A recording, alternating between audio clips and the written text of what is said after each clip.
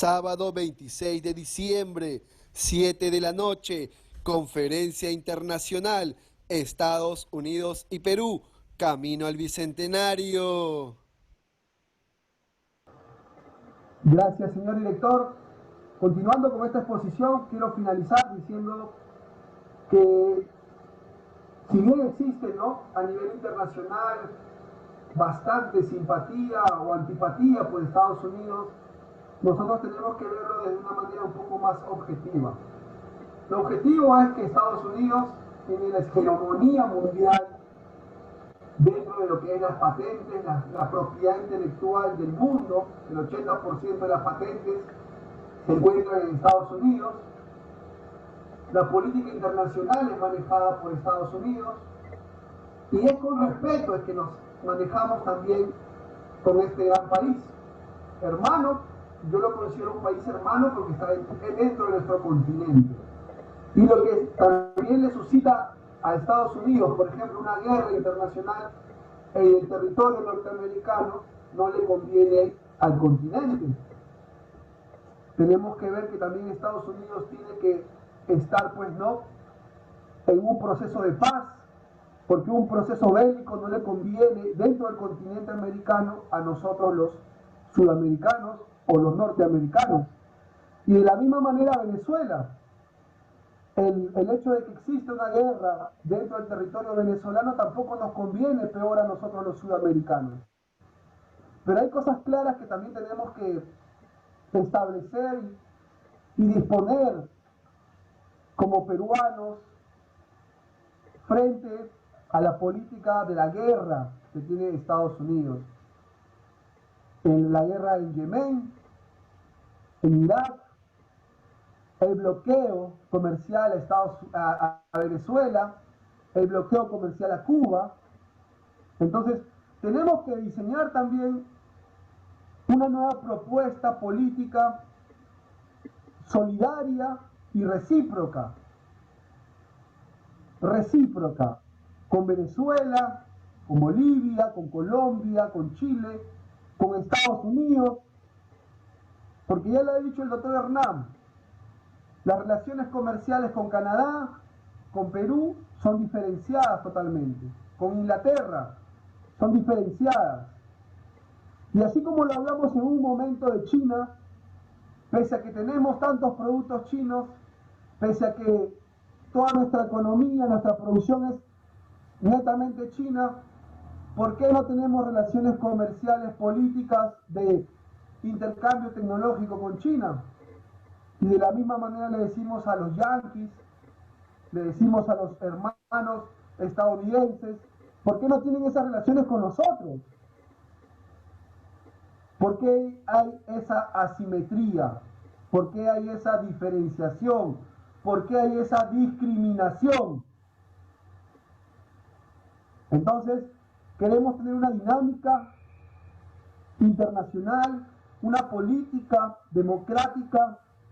Queremos ser lo más amplios posibles, pero también queremos que respeten nuestras tradiciones, nuestras civilizaciones, nuestras costumbres, nuestros recursos, el agua, el oro, la plata, la agricultura, la ecología, la pesca. Y es por eso que Estados Unidos, hoy, cerrando este año 2020, veíamos necesario propugnar lazos internacionales con este gran país hermano, pero bajo otro tipo de condiciones. Condiciones en las que se reconozcan nuestras civilizaciones, condiciones en las que se respeten a nuestras comunidades en el exterior, a los peruanos en Estados Unidos, a los latinos en Estados Unidos, no más deportaciones, a las culturas afrodescendientes, no más muertes por parte de policías hacia nuestros hermanos afrodescendientes, y respeto también a las culturas asiáticas, no a la xenofobia internacional. Estados Unidos tiene que reconocer que ese país ya ha pertenecido antes de que ellos migraran como ingleses, como irlandeses, a las culturas milenarias que se fueron despojando y que muchas de ellas fueron despojadas al sur, al México. Cuando yo hablo de un mexicano, cuando hablo de un peruano en Estados Unidos, tenemos que hablar de una cultura milenaria, no de un mexicano, no de un peruano que vale 3 centavos de dólar, sino de una cultura milenaria, propietarios de ese territorio, al igual que acá los quechuas, los aymara, los chancas, los mapoches en Chile, son dueños de esa cultura, de ese territorio, que hoy los migrantes han hecho suyo. Hay que reconocer en primer lugar eso para seguir avanzando en un desarrollo internacional. Yo quisiera culminar con esto, con el señor director, con un video respecto a las políticas internacionales de Estados Unidos, al tema de Joe Biden, al tema de Trump. Por favor, señor director. Buscar con...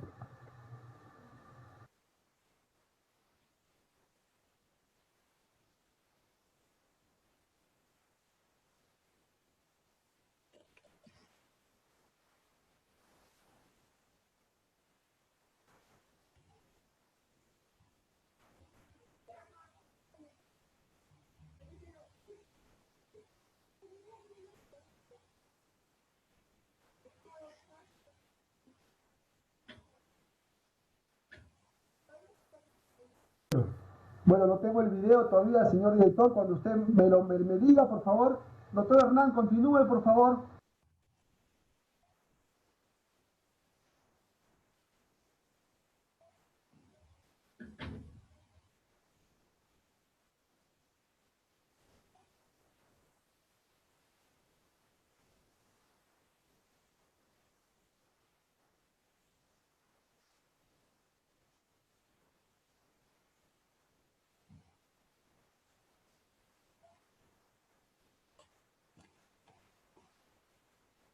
Doctor Hernán, su audio, por favor.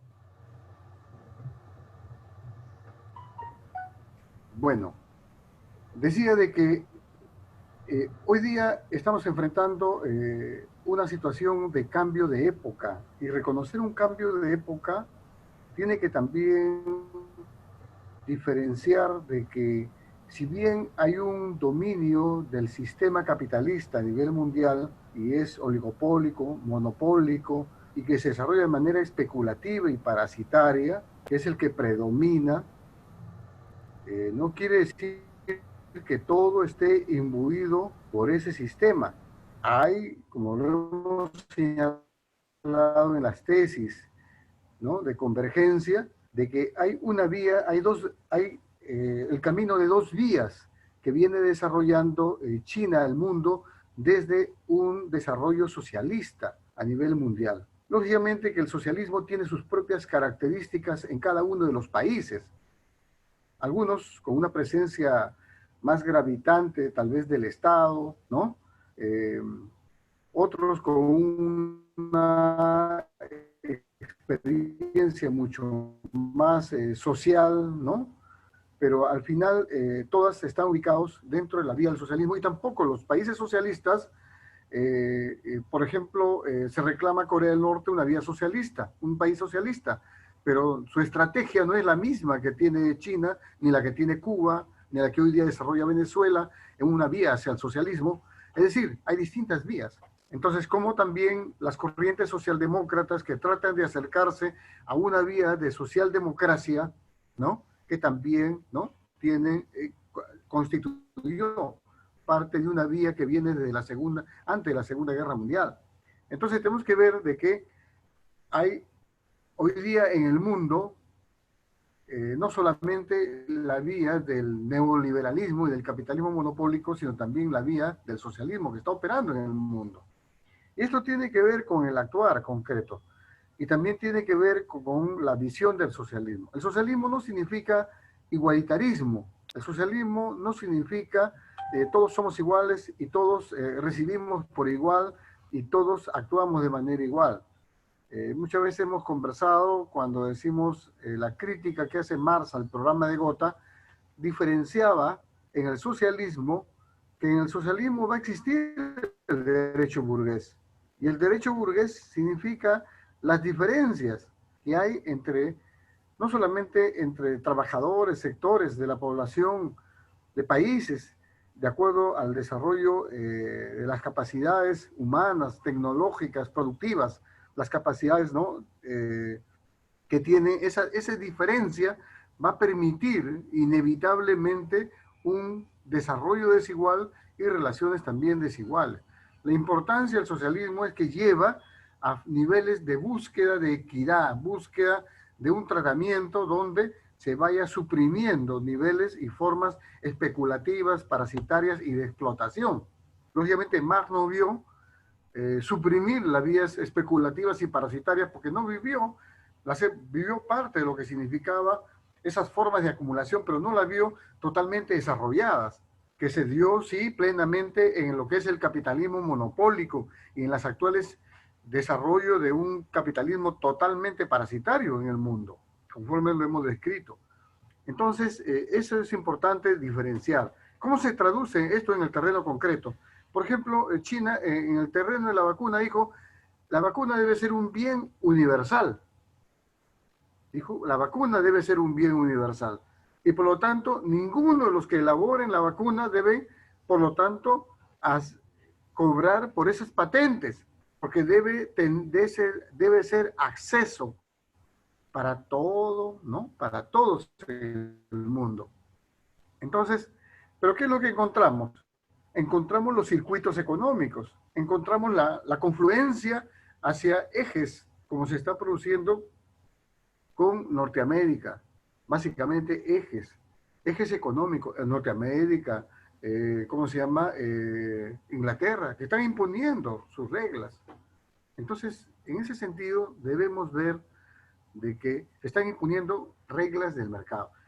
Consultando, así muy brevemente me decían de que el costo de la vacuna que está ofreciendo Sinopharm es prácticamente 2 a 3 veces más el costo que ofrece China en términos comerciales. Pero, lógicamente, ellos plantean una relación directa y eso ya no es el negocio de los clústeres y de quienes manejan el circuito económico. Pero no solamente tenemos que ver el problema de los costos, tenemos que ver el problema de la salud y la vida. En ese sentido,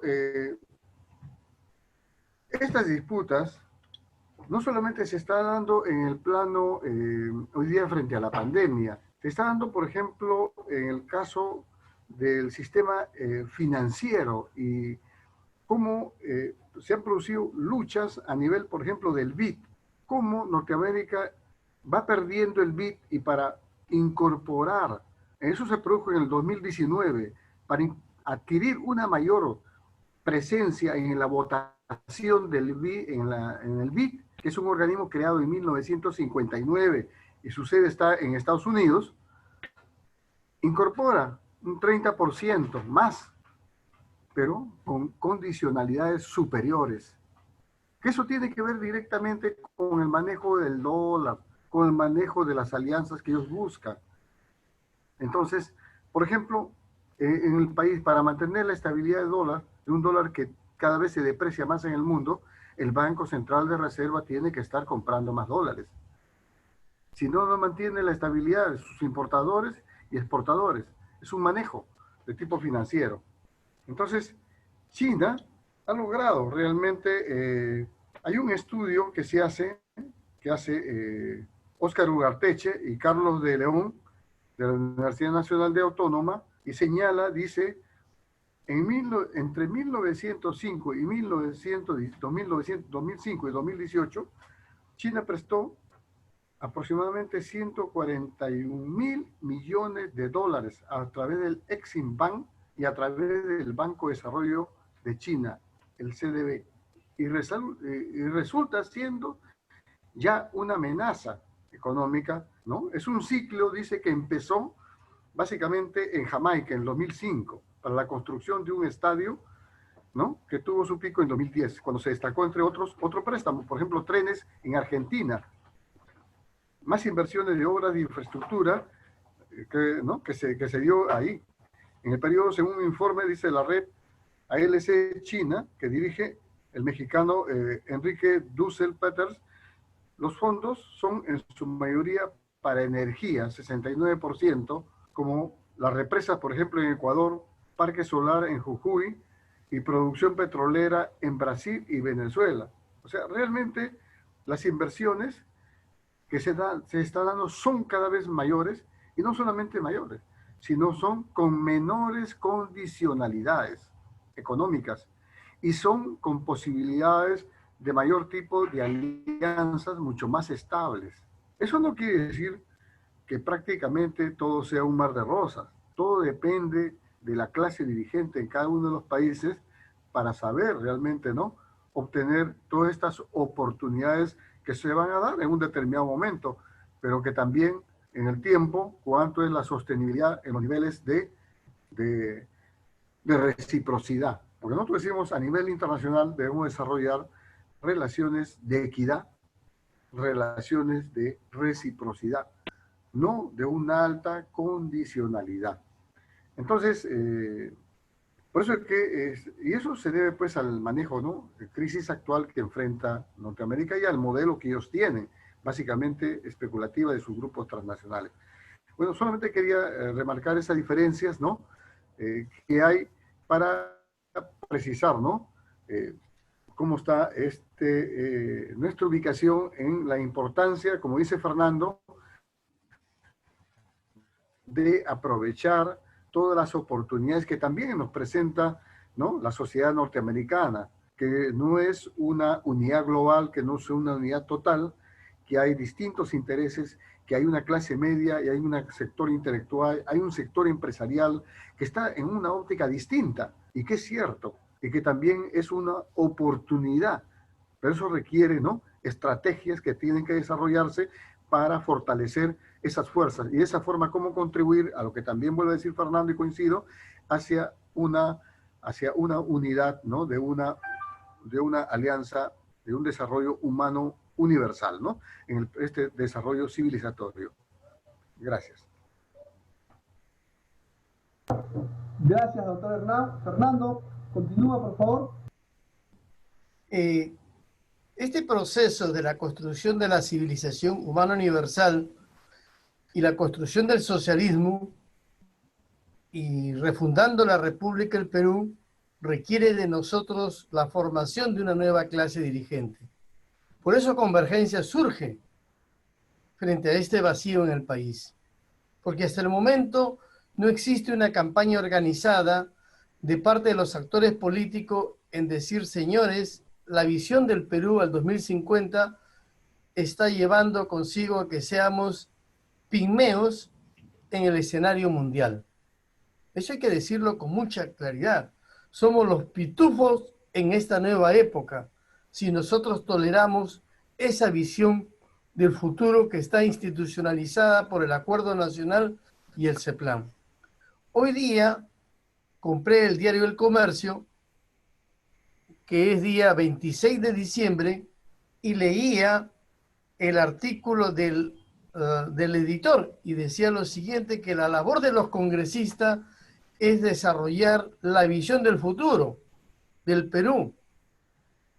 Francamente, me parece que el director del diario del Comercio no ha leído lo que se ha escrito el día 30, lo que se ha publicado el 30 de abril del año pasado, porque está pensando de que nosotros desconocemos ese comunicado y está generando expectativa de que los que construyen la visión del futuro hacia adelante son los congresistas de la República que deben ser elegidos para el próximo año.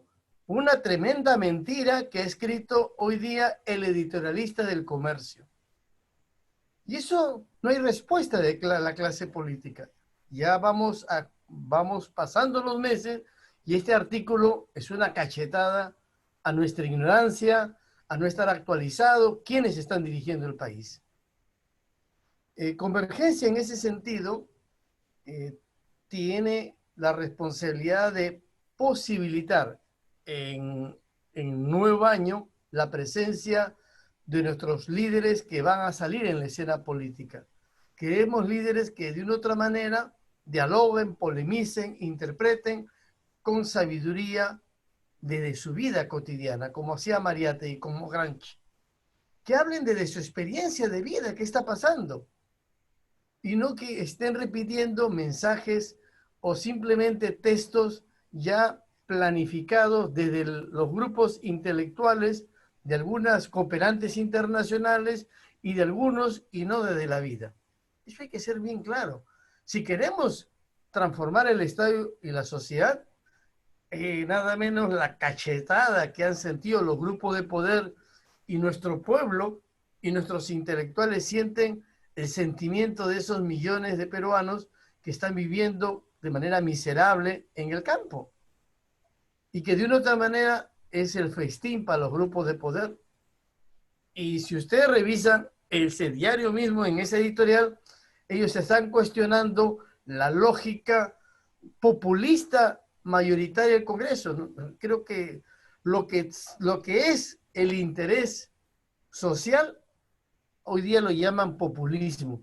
Lo que no está dentro del parámetro direccionado por el Acuerdo Nacional y el Banco Central de la Reserva es populismo. Lo que no lo digita el Ejecutivo es populismo. Ya, bueno, son fuerzas contestatarias y que no deben ser reelegidas esas nuevas voces de aquí para adelante. O sea, hay una voz que se está dando del comercio simplemente queriendo arrollar las visiones críticas al momento actual que vive nuestro país.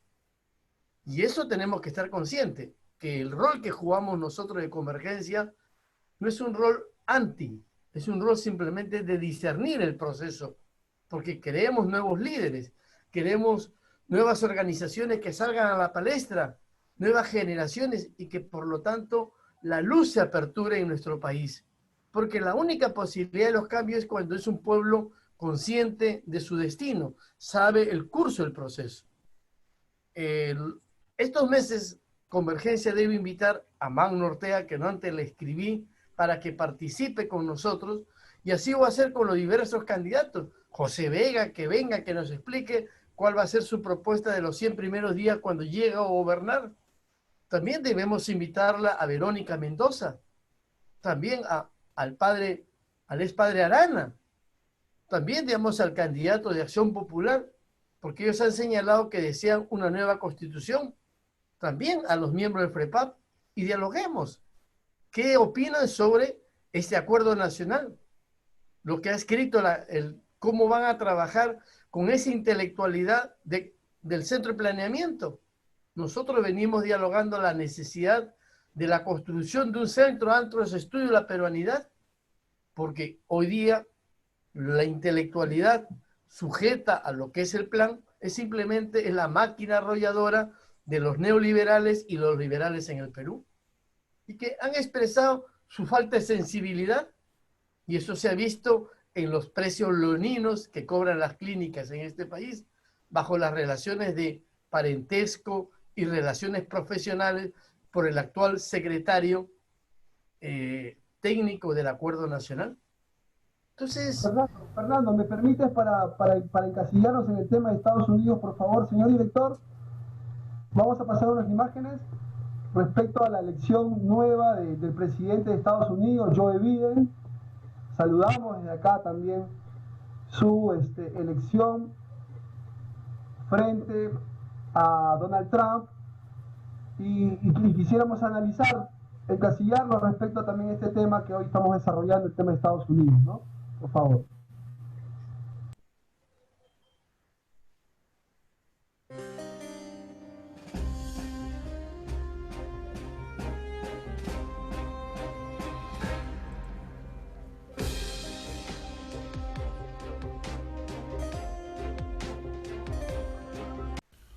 ¿Quién ganará las elecciones en Estados Unidos? Definitivamente, el candidato demócrata Joe Biden se ha convertido en una posibilidad muy importante para obtener la presidencia de los Estados Unidos.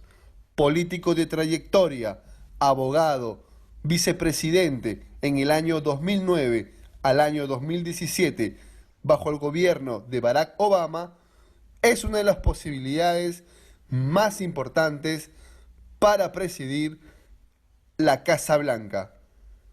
Hay una expectativa muy importante a nivel norteamericano e internacional.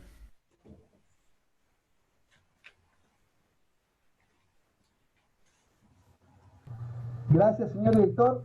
Yo quisiera que ustedes, Fernando, Hernán, discúlpeme que le haya cortado, Fernando, pero es muy importante que nosotros, si bien hay una lógica de diversas políticas, hoy estamos diseñando una estrategia respecto a Estados Unidos. ¿Y cómo podemos rediseñar esta lógica con Estados Unidos? ¿Cómo ustedes ven el panorama ya con un Joe Biden electo, demócrata, es izquierdista, es socialista? ¿Podemos llegar a buenas relaciones internacionales con Estados Unidos con este nuevo presidente? Primero Fernando y después Hernán, por favor, Fernando. Tenemos que ser conscientes de que Convergencia marchamos un proceso de institucionalidad. Este proceso de institucionalidad va a posibilitar las relaciones a nivel de las organizaciones políticas. Y habrá otra relación de estrategia para trabajar a nivel de lo que es su cooperación internacional, con nuestros propios paradigmas y nuestra propia estrategia. Y tendremos la necesidad de articularnos con la sociedad civil, que también tiene sus posiciones socialistas. No confundamos, podríamos decir así, que el mensaje del nuevo presidente es la visión más avanzada de los socialdemócratas dentro de lo que es el Partido Demócrata. Nada menos había otro personaje que fue desplazado en las urnas electorales en el Partido Demócrata, en el Partido Social, en el Partido Demócrata de Estados Unidos. O sea, nosotros debemos ser muy conscientes y buscar puente con las corrientes que existen dentro de los partidos políticos. Y eso lo tiene que hacer Convergencia con compatriotas nuestros o familiares nuestros en Estados Unidos, tomar esas relaciones. Y eso es muy importante porque eso nos va a permitir estar actualizado del debate, como nada menos Héctor, él tiene las relaciones con los miembros del Partido Comunista Revolucionario y es una persona que con nosotros tiene una relación política e ideológica de muchas décadas. Entonces, debemos estudiar con quienes podemos posibilitar algunos programas de compartir el proceso para el desarrollo del Perú y para el desarrollo de nuestras familias, de los migrantes, de las comunidades milenarias que existen allá y con ese pueblo emergente norteamericano. O sea, ¿con quiénes vamos a ir construyendo lo que hemos señalado como norte, la civilización humana universal? También no vamos a excluir al mundo judío, porque en su momento Mariátegui señalaba que Marx fue judío, Jesús fue judío, y los investigadores de alto nivel son judíos. ¿Cómo nos relacionamos también con esas comunidades que tienen su fuerza económica y científica en los Estados Unidos? O sea, nuestra concepción de visión de construcción de la civilización humana universal lleva a trabajar una visión más global, más integradora. Y por la experiencia que hemos compartido con Hernán durante muchas décadas, no basta solo el discurso, es la práctica. La práctica. Acordémonos qué pasó con la Unión Soviética. Había un modelo, un esquema y fracasó. La Unión China hoy día tiene el mayor número de millonarios en el mundo. ¿Y por qué no establece, como decía Camilo, esta relación en pie de igualdades con nosotros para el desarrollo científico y tecnológico? Estados Unidos tampoco le interesó ese desarrollo. De eso tenemos que estar conscientes. Estará consciente, tendrá la voluntad el nuevo presidente en transferirnos tecnologías para nosotros recuperar nuestra posición milenaria. Veamos, no creo, tengo mi reserva, tengo mi desconfianza. Quienes nos planteen que nosotros tengamos sintonía de nuestro yo histórico milenario y que nos valoren para ser un actor en el escenario contemporáneo, serán nuestros aliados estratégicos. Veamos en calma. Mariátegui decía que el reto nuestro tiene que ser una respuesta continental o latinoamericana. Hoy día, nuestras fuerzas, desde el triunfo del MAS en Bolivia, es un aliento. Las otras fuerzas socialdemócratas son otros alientos. Los nuevos procesos que van a vivir América Latina es un aliento. Tenemos que trabajar esa fuerza, que tenga la capacidad del equilibrio, el continente de las Américas pensando en nuestro mundo interno, no en las grandes potencias. Ese mundo interno para las Américas, desde el Sudamérica, pensando frente a China. China puede crecer, buscar mejores condiciones, porque lo necesita para su propia expansión y desarrollo, pero nos está dando autonomía. Sería clave si China dijera, señores, voy a transferir 2 plantas de acero de acuerdo a nuestra tecnología, para que ustedes se desarrollen, ya que ustedes son una fuerza histórica milenaria. Sería interesante que los Estados Unidos dijeran, vamos a transferir la tecnología que ustedes tienen para el campo farmacéutico. Excelente. ¿Quién podría decir, no, abracémonos históricamente con las fuerzas que quieren transferir tecnología? Pero esas fuerzas las vamos a encontrar en los actores políticos, en los centros de investigación, en los nuevos grupos empresariales emergentes en los Estados Unidos, como en China. No olvidemos que la lucha de clases, la lucha ideológica, la lucha cultural, es un proceso en constante evolución. Felizmente, desde Convergencia, estamos siempre con los avances de la humanidad y no debemos reconocer los avances que existen, la diversidad, pero nosotros afirmemos nuestro camino propio en este proceso de la construcción de la civilización humana universal, que es amplio. Lo que nosotros queremos aperturar, somos, como se dice, una pequeña semillita nueva en las tierras de nuestros ancestros milenarios que se irradiará en las próximas décadas para las futuras generaciones. Gracias, Fernando. Doctor Hernán, por favor, ya culminamos con usted, por favor. Bueno, en primer lugar, ¿cuál es la posición que tiene el presidente actual? Bueno, ya es reconocido que es el señor Biden, ¿no? En relación con lo que significa el consenso de Washington. ¿Se sigue manteniendo la misma concepción o se hace una reorientación para un nuevo consenso? Porque lo que necesita Estados Unidos es abrir un nuevo consenso. El anterior consenso, después de la Segunda Guerra Mundial, fue el consenso de Bretton Woods, el que establecía la paridad dólar-oro. Bueno, los tiempos han cambiado, tienen que establecerse nuevos términos de paridad. Entonces, tendremos que entrar en ese gran debate de los términos de paridad. Un aspecto que nosotros hemos señalado en el reconocimiento de nuestra cultura y de nuestro desarrollo civilizatorio es el significado de la bioprospección y, por otro lado, el significado de la alta diversidad biológica, ¿no? de la biodiversidad que nosotros tenemos y que es necesario proteger porque es una riqueza para el siglo XXI. Tiene que ver con el proyecto de enfrentar el cambio climático, tiene que ver con lo que significa enfrentar lo que hoy día se llama hoy día le llaman esto un evento de tormenta. Ahorita este problema de la pandemia es un problema que no va a quedar acá.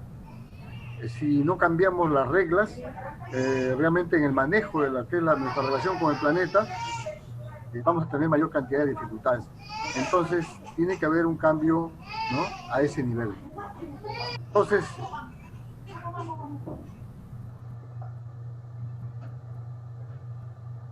ese cambio significa un cambio a nivel global. Estados Unidos, por eso señalaba, tiene que haber un cambio en lo que es su ubicación en la geopolítica mundial. Y eso significa un nuevo consenso. Eso va a ser un factor importante a nivel de gobierno y a nivel de políticas de Estado. El segundo aspecto, lo que señala Fernando, tenemos que ir lógicamente a las corrientes.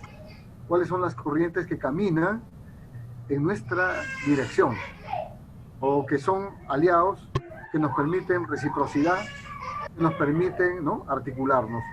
Y el puente que hay con los hermanos peruanos en el exterior significa realmente un nivel de articulación que debemos aprovechar para este segundo nivel de alianzas. Y el tercer nivel de alianzas tiene que ver básicamente con lo que es el desarrollo de convergencia, con la institucionalidad que tenemos que darle para que pueda, ¿no?, actuar a nivel ya institucional y podamos, ¿no?, vincularnos con los sectores con quienes tenemos nosotros niveles de relación y articulación en el país. Bueno, eso es lo que yo diría en este aspecto. Gracias a los expositores, Hernán, Fernando, muchas gracias por estar hoy con nosotros.